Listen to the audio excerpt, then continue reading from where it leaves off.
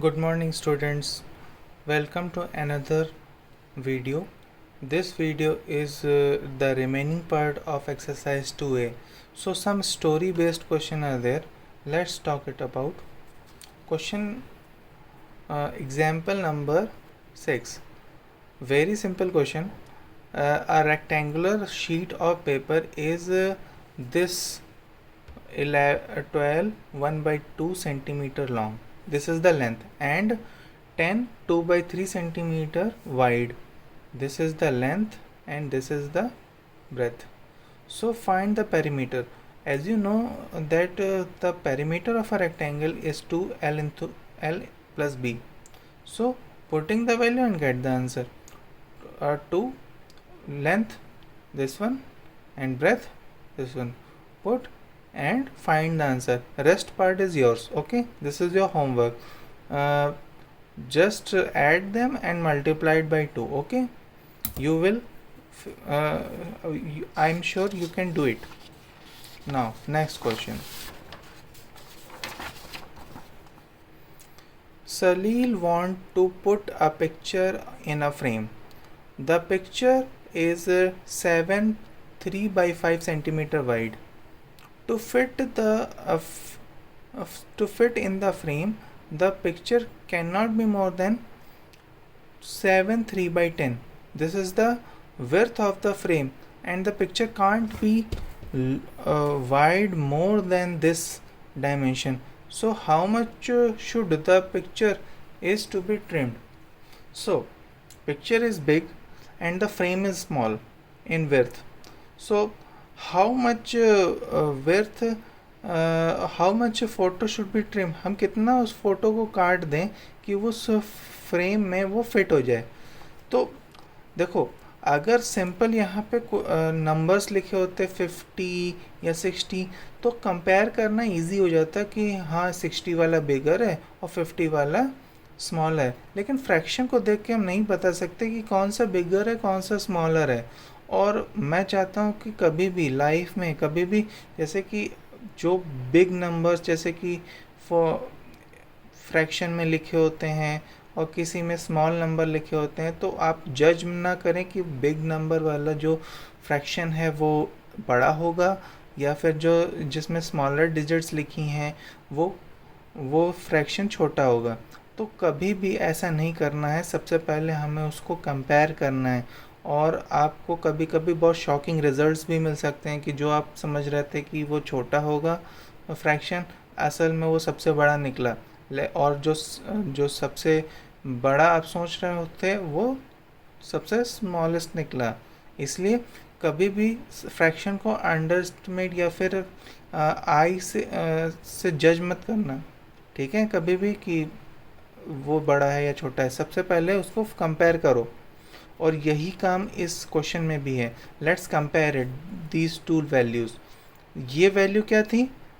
ये actual photo की size था और ये वैल्यू थी विड्थ ऑफ द फ्रेम. तो हमें ये पता करना है कि कौन सा बड़ा है और कौन सा छोटा है. और अगर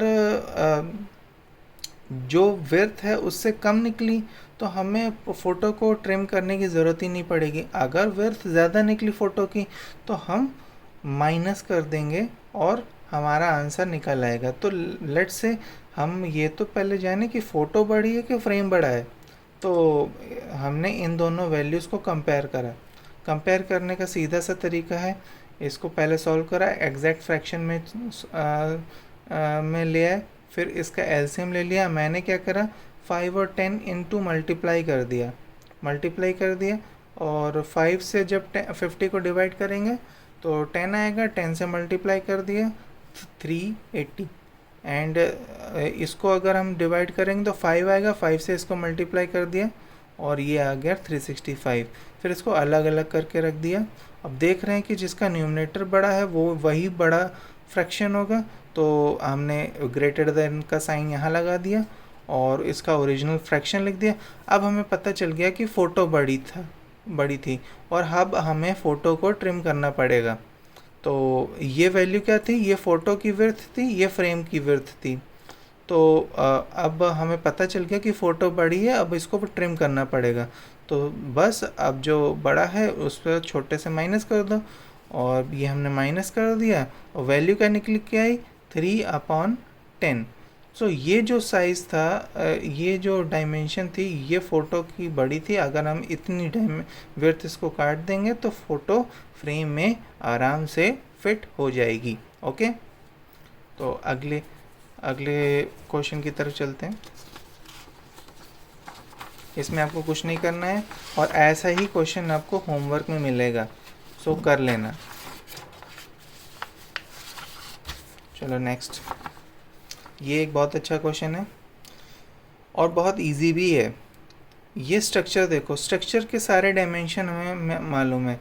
ये ट्रायंगल है और ये रेक्टेंगल है। ट्रायंगल का जो ये स्लोप है उसकी डायमेंशन हमें पता है, ये स्लोप की डायमेंशन भी हमें पता है, और ये भी, ये जो बेस है इसका, इसकी भी डायमेंशन हमें पता है। ये एक्चुअली लेंथ है रेक्टेंगल का भी, और ब्रेथ ऑफ रेक्टेंगल भी हमें पता है। ठीक है, सारे डायमेंशन हमें दे रखे हैं।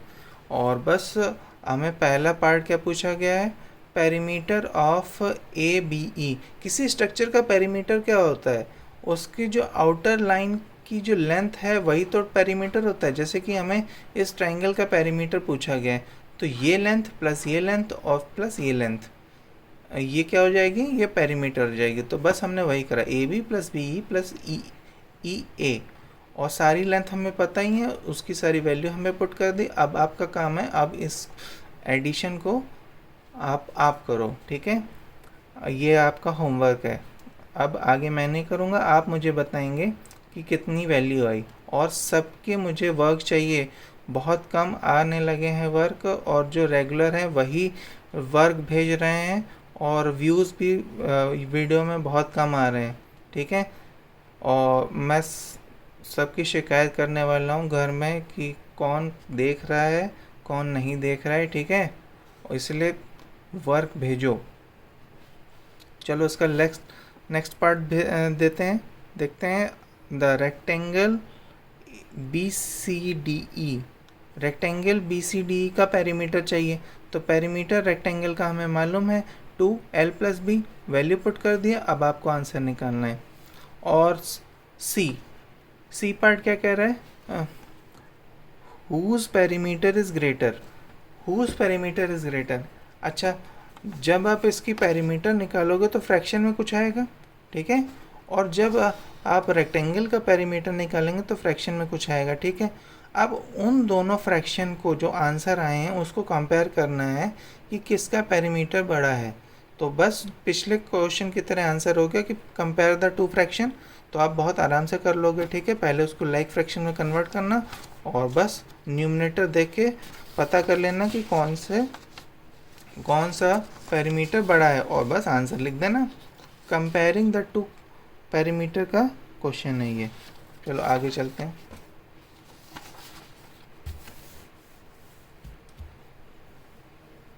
Okay,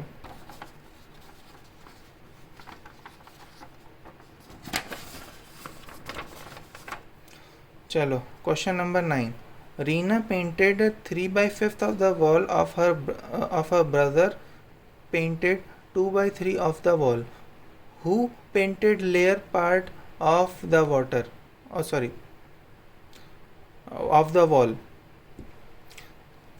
so Reena painted 1/3 of the wall. Reena ने जो एक पूरी वॉल है उसका 3/5 पार्ट पेंट कर दिया है, और ब्रदर, उस रीना के ब्रदर ने 2/3 part of the wall paint करी है। Who painted larger? अब ये भी एक क्वेश्चन है कंपैरिजन वाला कि किसने वॉल का ज़्यादा एरिया पेंट करा है। तो बस ये जो आपके जो फ्रैक्शन है 3/5 और 2/3, इसको कंपेयर करना है, और जो फ्रैक्शन बड़ा निकले, जिसका भी फ्रैक्शन बड़ा निकले, समझ जाना कि उसने वॉल को पेंट करा है सबसे ज़्यादा। चाहे वो रीना हो सकती है, चाहे वो रीना के भाई हो सकते हैं। तो आपको मुझे बताना है कि किसने पेंट बड़ा करा है या फिर किसने ज़्यादा पेंट करा है। ठीक है, और ये आपका होमवर्क है। मैंने आधा कर दिया, आधा आप करो। चलो next, Sarina studied in 4 1/2 hours. 4 1/2 hours वो मॉर्निंग में पढ़ती है और 2 1/3 hours वो इवनिंग में पढ़ती है. तो total time spent by Serena for studies, तो दिन में कितना टाइम वो पढ़ती है. बस इस ये वैल्यू 4 1/2 hours और 2 1/3 hours को ऐड कर देना है. Spent morning time for studies इतना और स्पेंट इवनिंग टाइम इज़ इतना. अब दोनों वैल्यूज़ को ऐड कर देना है. ऐड करना आप जानते ही हो, ठीक है, वेरी सिंपल. और आप मुझे बताओगे कि ऐड करके कितना आंसर आया. Send me the homework. Okay, next अब आ जाते हैं रजिस्टर पे, क्योंकि मेरे पास पेज ख़त्म हो गए. ओके, होप आप लोग को दिख रहा हो अच्छा सा. Ahmed covered 3/5 of the journey by cycle, 1/3 by train, and rest by car. Find the fraction of his journey was covered by the car. देखो, फ्रैक्शन एज अ होल क्या होता है, 1 होता है. जैसे पूरा एक फ्रैक्शन क्या होता है, 1 होता है, ठीक है. और 1 के पार्ट हम लोग करते हैं, जैसे कि 3/5 पार्ट हमने साइकिल चला ली, 1/3 पार्ट ऑफ द जर्नी हमने ट्रेन में सफ़र कर लिया. तो रेस्ट पार्ट कितना हुआ. तो जो भी हम लोग इसको ऐड करेंगे 1 से माइनस कर देंगे, तो रेस्ट पार्ट जो होगा वो क्या आएगा, कार से ट्रैवल करा हुआ. तो बस हमें यही करना है.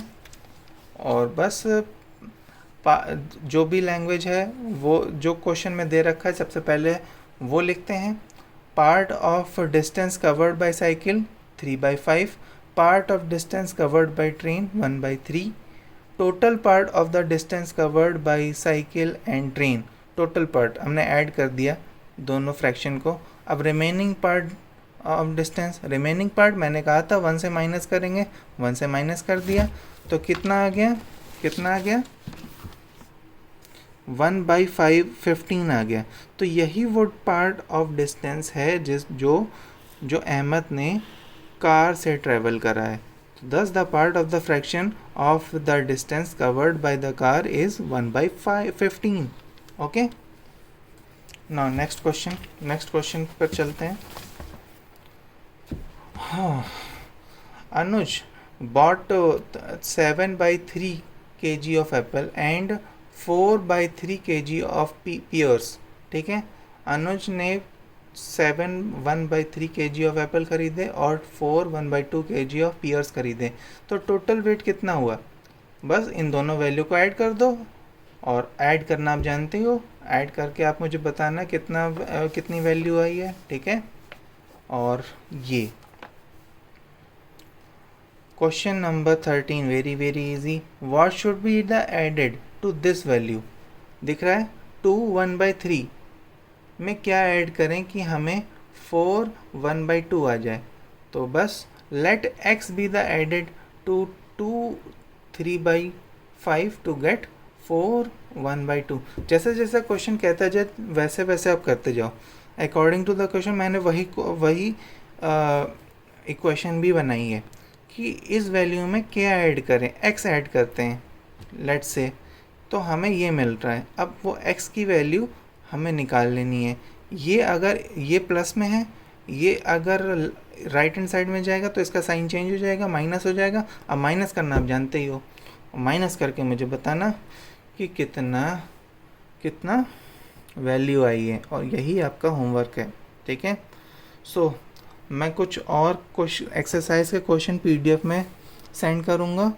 जितना हो सके लगाना, और जो भी क्वेरीज़ हैं आपकी, ठीक है, और वो मुझे व्हाट्सएप करना. मैं बिल्कुल मैं सेंड करने की कोशिश करूँगा, ठीक है. So hope you like the video. Okay, thank you.